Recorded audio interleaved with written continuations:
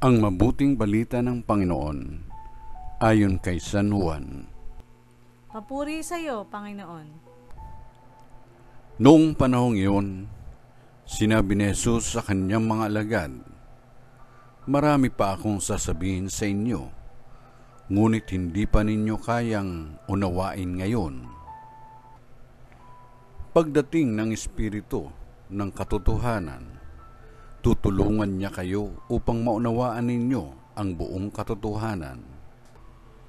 Sapagkat magsasalita siya, hindi sa ganang kanyang sarili.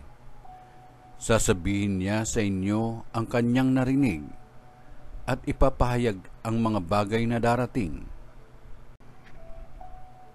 Pararangalan niya ako, sapagkat sa akin magmumula ang ipapahayag niya sa inyo.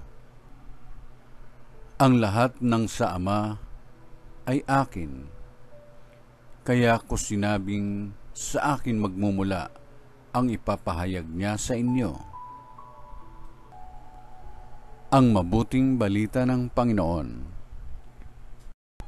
Pinupuri ka namin, Panginoong Jesucristo.